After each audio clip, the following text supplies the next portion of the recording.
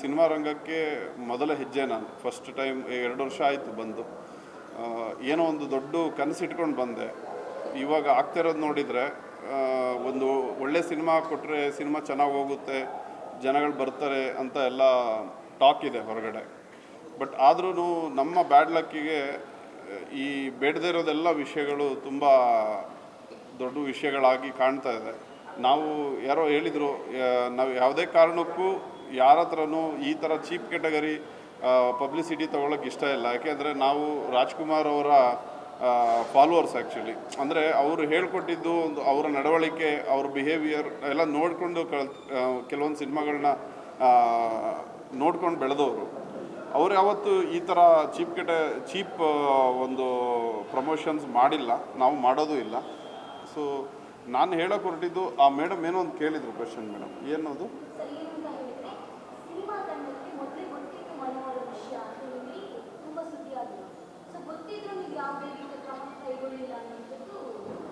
ನನಗೆ ಗೊತ್ತಾಗಿಲ್ಲ ಅಂತಲ್ಲ, ಗೊತ್ತಾಗಿದ್ದು 20 ಡೇಸ್ ಬ್ಯಾಕು ಒಂದು 10ವರೆಗೆ, ರಾತ್ರಿ 10ವರೆಗೆ ಒಂದು ಲೇಡಿ ಫೋನ್ ಮಾಡ್ತಾರೆ. ಯಾರು ಕಾಮಿಡಿ ಕಿಲಾಡಿಗಳಲ್ಲಿ ಅವರು ನಯನ ಅಂತ ವರ್ಕ್ ಇದ್ದಾರಲ್ಲ, ಅವರು ಫೋನ್ ಮಾಡ್ತಾರೆ. ಅವರು ನಮ್ಮ ಸಿನಿಮಾದಲ್ಲಿ ವರ್ಕ್ ಮಾಡಿದ್ದಾರೆ ಅವರು.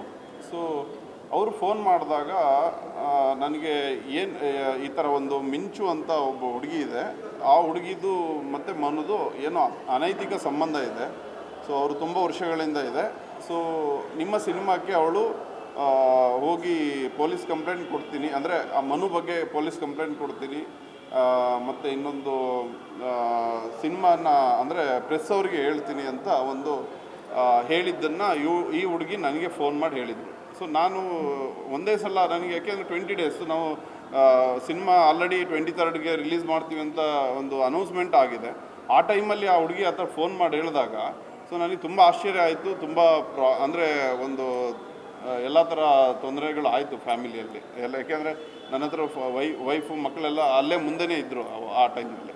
ಸೊ ನಾವು ಅವಾಗ ಫೋನ್ ಕಟ್ ಮಾಡಿ ಅವ್ರು ಏನು ಹೇಳಿದ್ದು, ಆ ಹುಡುಗಿ ಜೊತೆ ಅಂದರೆ ಮಿಂಚು ಜೊತೆ ನಾನು ಮಾತಾಡಬೇಕು ಅಂತ ಅವಳು ಫೋನ್ ಮಾಡಿದ್ದು. ನಾನು ಆ ಟೈಮಲ್ಲಿ ಒಂದೇ ಸಲ ನಾನು ಡಿಸಿಷನ್ ತೊಗೊಳಕ್ಕಾಗಲಿಲ್ಲ, ಯಾಕೆಂದರೆ ನನಗೆ ಇದೆಲ್ಲ ಹೊಸತ್ತು ಆ್ಯಕ್ಚುಲಿ.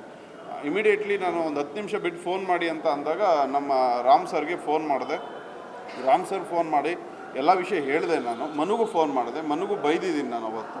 ಈ ಥರ ಮುಂಚೆನೇ ಹೇಳಿದಿದ್ರೆ ಅಟ್ಲೀಸ್ಟು ನಾವು ಏನೋ ಒಂದು ಕೂತು ಮಾತಾಡ್ಬೋದಿತ್ತು, ಏನೋ ಒಂದು ಸೊಲ್ಯೂಷನ್. ಈಗ ನಮಗೆ ಇನ್ನೇನು ಬೇರೆ ಏನು ಮಾಡೋಕ್ಕಾಗಲ್ಲ, ಕಳ್ಕೊಂಡಿರೋದನ್ನು ಮತ್ತೆ ನಾನು ತಂದು ಕೊಡೋಕ್ಕಂತೂ ಆಗಲ್ಲ.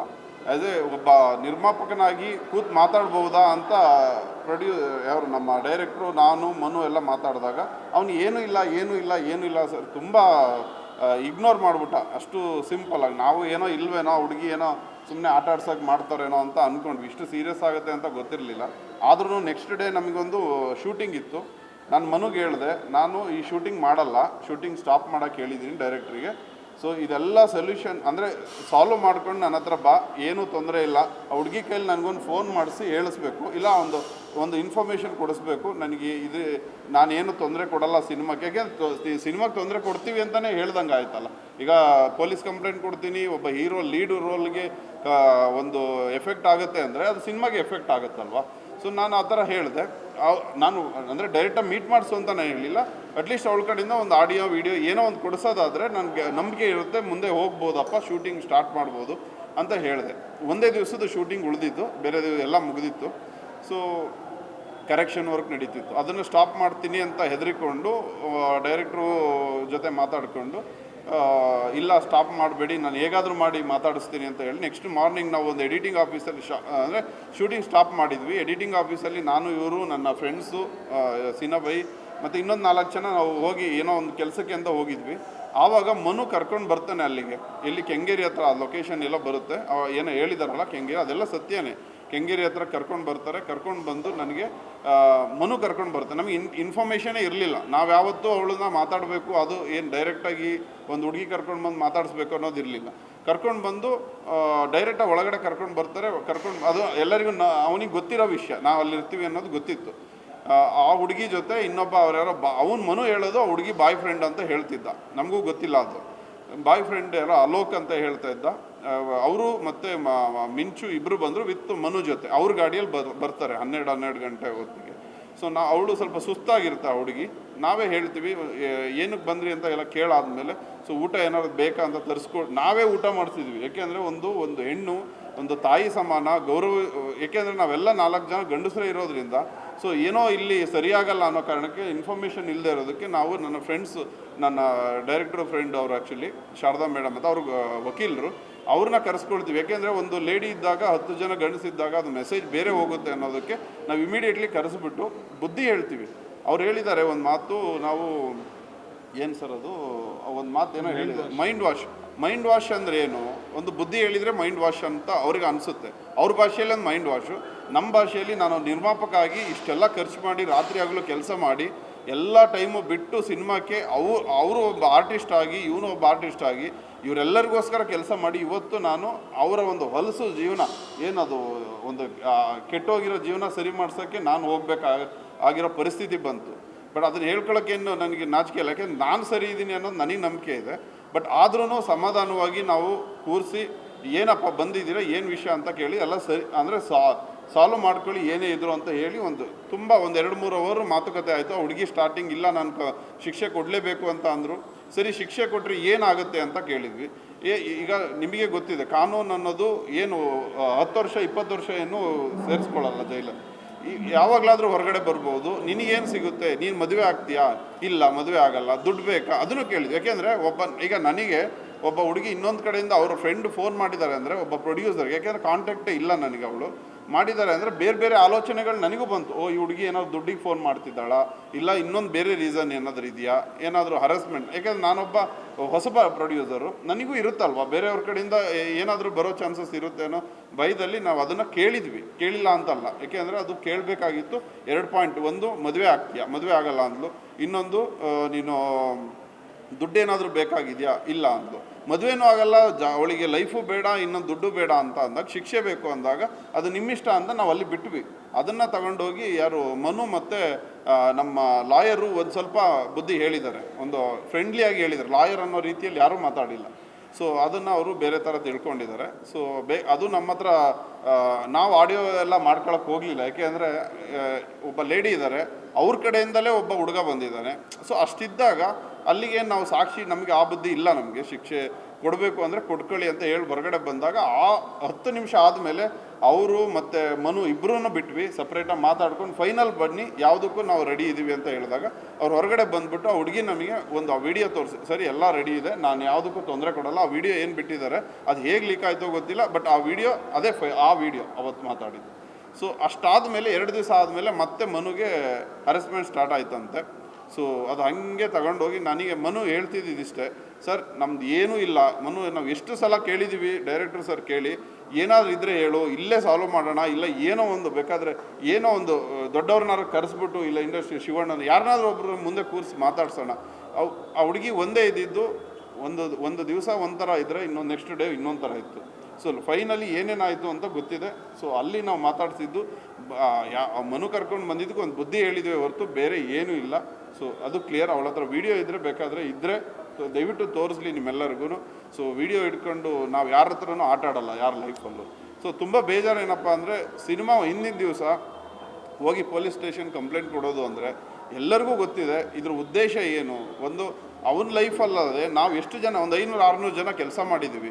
ಹಾಗೆ ನಮ್ಮ ಹೊಟ್ಟೆಪಾಡು, ನಮ್ಮ ಜೀವನ ಯಾರಿಗೂ ಅರ್ಥನೇ ಆಗಲಿಲ್ವಲ್ಲ. ಸೊ ನಾವೇನು ತಪ್ಪು ಮಾಡಿದ್ವಿ, ಅವನೊಬ್ಬ ಒಳ್ಳೆ ಪ್ರತಿಭೆ ಅಂತ ಚಾನ್ಸ್ ಕೊಟ್ಟಿದ್ವಿ ಹೊರತು ಬೇರೆ ಏನೂ ನೋಡಿಲ್ಲ ಅಲ್ವ. ಅವನಿಗೆ ನನಗೆ ಅಣ್ಣನ ತಮ್ಮನ ಒಳ್ಳೆ ಬ್ರದರ್ ಆಗಿ ನೋಡಿದೆ. ಇಷ್ಟವರೆಗೆ ನನಗೆ ಯಾವತ್ತೂ ಅವನು ತೋರಿಸ್ಕೊಳ್ಳಿಲ್ಲ ಈ ಥರ ಇದ್ದೀವಿ ಆ ಥರ ಇದ್ದೀವಿ ಅಂತ. ಎಲ್ಲ ಚೆನ್ನಾಗಿದೆ ಸರ್, ಎಲ್ಲ ಚೆನ್ನಾಗಿದೆ. ಲಾಸ್ಟಿಗೆ 2 ಡೇಸ್ ಇರೋವಾಗೂ ಕೇಳಿದ್ವಿ, ಮನು ಏನಾದ್ರು ಪ್ರಾಬ್ಲಮ್ ಇದ್ದರೆ ಹೇಳು, ಇಲ್ಲೇ ಸ್ಟಾಪ್ ಮಾಡೋಣ ಅಂತ ಏನೋ ಒಂದು ಕೇಳಿದ್ವಿ. ಅವ್ನು ಬಿಟ್ಕೊಡ್ಲಿಲ್ಲ ಅವ್ರವ್ರ ವಿಷಯಗಳನ್ನ. ಸೊ ಇವತ್ತು ನಾವು ಈ ಥರ ನಾನು ಹೇಳ್ದಂಗೆ ಅತಿ ಹೆಚ್ಚು ನೋವಿರೋದೇ ಅದು. ಈಗ ಶಿವಣ್ಣನ ಬಗ್ಗೆ ಮಾತಾಡಿದ್ದಾನೆ ಅಂತ ಆಡಿಯೋ ಬಂದಿದೆ, ದರ್ಶನ್ ಸರು, ನಮ್ಮ ಧ್ರುವ ಬ್ರದರು, ಇವರೆಲ್ಲ ನಮಗೆ ಒಂದು ನಿಜವೂ ನಾನು ಹೇಳ್ತಾ ಇದ್ದೀನಿ ಅಂತಲ್ಲ, ಇವರೊಂದು ಪಿಲ್ಲರ್ ಕನ್ನಡ ಇಂಡಸ್ಟ್ರಿಗೆ. ಅವ್ರ ಬಗ್ಗೆನೇ ಮಾತಾಡಿದ್ದಾನೆ ಅಂದರೆ ನಾವು ಇವ್ರನ್ನ ಆ ಹುಡುಗಿ ವಿಷಯದಲ್ಲಿ ಏನೋ ಕೋರ್ಟಲ್ಲಿದೆ ಅಂತ ಆಯಿತು. ಈಗ ಇಂಡಸ್ಟ್ರಿಗೆ ಟಚ್ ಮಾಡಿದ್ದಾನೆ, ಇವ್ರ ಹತ್ರನೇ ಹೋಗಿ ನಾವು ಸಪೋರ್ಟ್ ಕೇಳ್ತಿದ್ವಿ. ಇವತ್ತು ಅವ್ರ ಬಗ್ಗೆನೇ ಮಾತಾಡಿದ್ದಾನೆ ಅಂತ ಏನಾದರೂ ಆಯಿತು ಅಂದರೆ, ಸೊ ಇವ್ರು ಹೇಳೋಂಗೆ ಅತಿ ಹೆಚ್ಚು ಬೇಕಾದ್ರೆ ಯಾವುದೇ ಸ್ಟ್ರೈಕ್ ಆಗಲಿ, ಏನೇ ಅವರ ಅಪೋಸಿಟ್ ಆಗಲಿ ನಿಲ್ಲೋದೇ ಫಸ್ಟ್ನೇ ಪರ್ಸನ್ ನಾವೇ ಆಗಿರ್ತೀವಿ. ಏಕೆಂದರೆ ನಮಗೆ ಆ ಥರ ಬುದ್ಧಿ ಅಂತೂ ಯಾವುದೇ ಕಾರಣಕ್ಕೂ ಬರಲ್ಲ. ಇನ್ನೊಬ್ಬರನ್ನ ಏನೋ ಒಂದು ಕೆಟ್ಟದಾಗಿ ಮಾತಾಡಿ ಒಂದು ಪ್ರಮೋಷನ್ ತೊಗೋಬೇಕು ಅಂತ ನಾವು ಯಾವತ್ತೂ ನಮ್ಮ ಲೈಫಲ್ಲೂ ನಾವು ಅದನ್ನು ಊಹಿಸ್ಕೊಳ್ಳೋಕ್ಕೂ ಸಾಧ್ಯ ಇಲ್ಲ ಸರ್.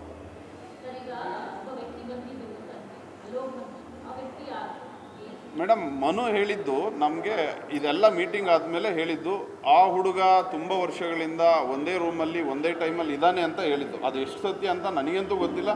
ಅದೇನೋ ಚೆಕ್ ಮಾಡಬೇಕು ಅಂದರೆ ಫೋನ್ ಮೊಬೈಲ್ ಇದ್ದೇ ಇರುತ್ತೆ, ನೆಟ್ವರ್ಕ್ ಇರುತ್ತೆ, ಅವ್ರ ರೂಮಲ್ಲಿ ಇದ್ದಾನ ಎಲ್ಲಿದ್ದಾನೆ ಇದೆಲ್ಲ ಅವ್ನು ಲವರ್ ಅಂತಲೇ ಹೇಳಿದ್ದಾನೆ, ಅವ್ನು ಬಾಯ್ ಫ್ರೆಂಡ್ ಅಂತಲೇ ಹೇಳಿದ್ದಾನೆ. ಒಂದು ಆಡಿಯೋನೂ ಬಂದಿದೆ ನೋಡಿ, ಅದರಲ್ಲೂ ಆ ಹುಡುಗಿ ಬಾಯ್ ಫ್ರೆಂಡ್ ಅಂತಲೇ ಹೇಳಿದ್ದಾರೆ. ಬಟ್ ಈ ವಿಷಯ ಜಾಸ್ತಿ ತಗೊಳ್ಳೋದು ಬೇಡ ಮೇಡಮ್. ಯಾಕೆಂದರೆ ನಮಗೆ ಈಗ ಆಲ್ರೆಡಿ ಮುಗಿದೋಗ್ಬಿಟ್ಟಿದೆ, ಎಲ್ಲ ಗೊತ್ತಾಗಿದೆ. ಆಲ್ರೆಡಿ ಅದಕ್ಕೆ ಫುಲ್ ಸ್ಟಾಪು ಇಟ್ಟಿದ್ದಾರೆ ಅಂತ ಅಂದ್ಕೊಂಡಿದ್ದೀನಿ ತುಂಬ. ಸೊ ಈಗ ಮತ್ತೆ ಪದೇ ಪದೇ ಆ ಹುಡುಗನ ವಿಷಯನೇ ಮಾತಾಡಿದರೆ ಸೊ ನಾವು ಬರೀ ಅದಕ್ಕೇನೆ ಇಲ್ಲಿ ಕೂತಿದ್ದೀವೇನೋ ಅನ್ನೋ ಥರ ಆಗ್ಬಿಡುತ್ತೆ.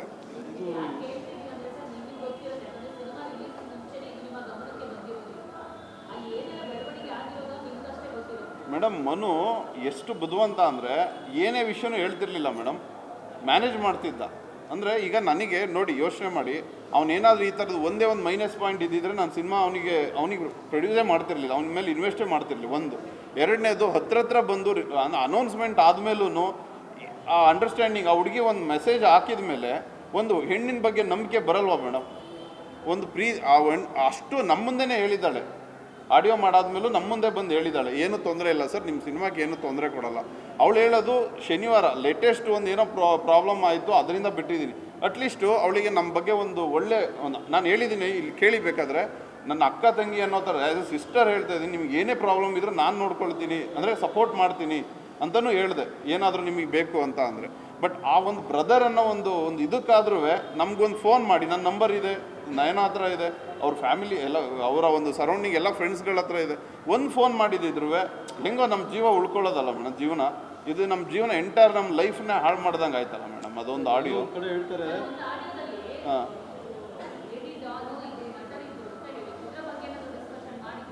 ಮೇಡಮ್, ಮನು ತುಂಬ ಡಿಪ್ಲೊಮೆಟಿಕ್ ಮೇಡಮ್. ಓಕೆ, ನಾನು ಅವ್ನ ಮುಂದೆನೇ ಹೇಳ್ತೀನಿ.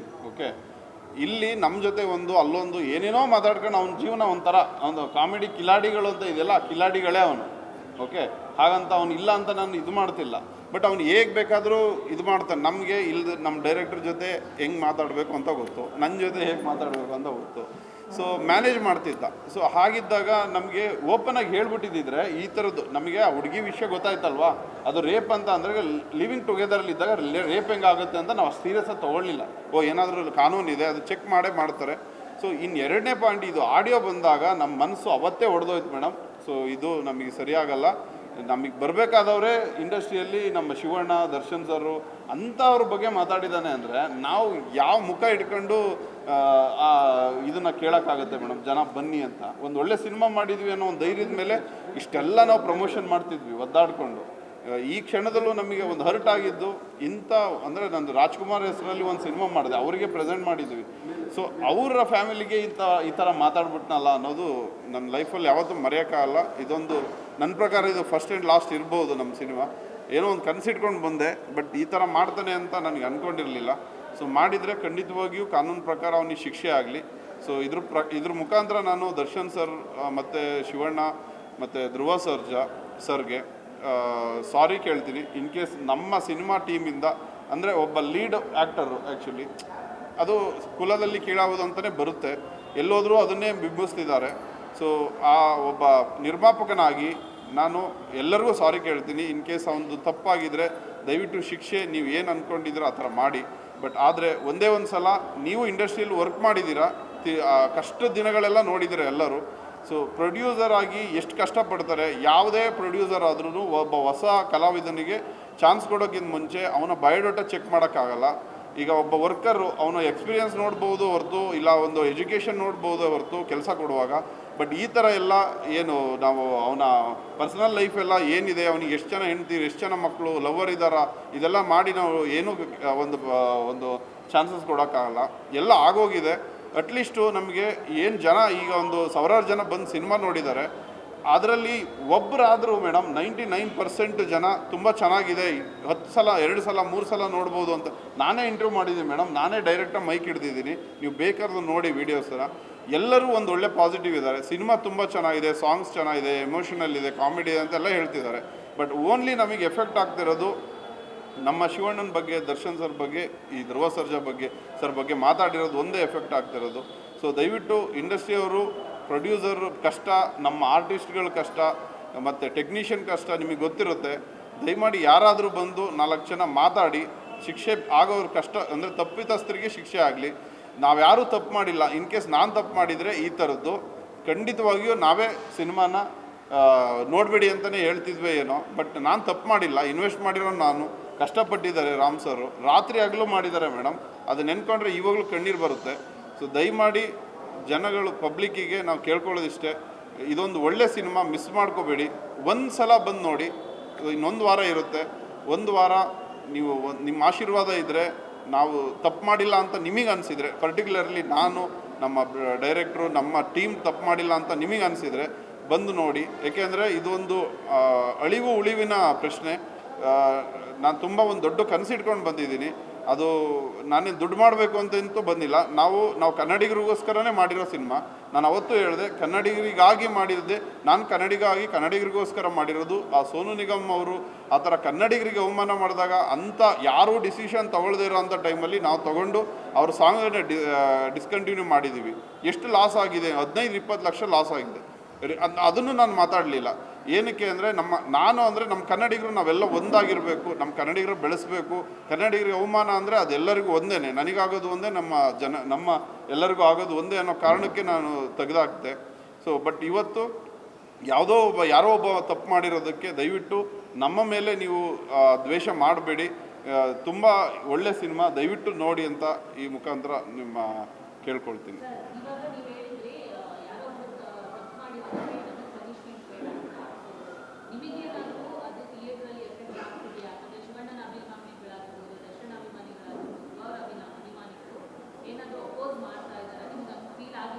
ಇಲ್ಲ, ಅಪೋಸ್ ಮಾಡಲಿಲ್ಲ. ನನಗೆ ಶಿವಣ್ಣನ ಸರ್ ಕಡೆಯಿಂದ ಒಂದು ಫೋನ್ ಬಂದಿತ್ತು.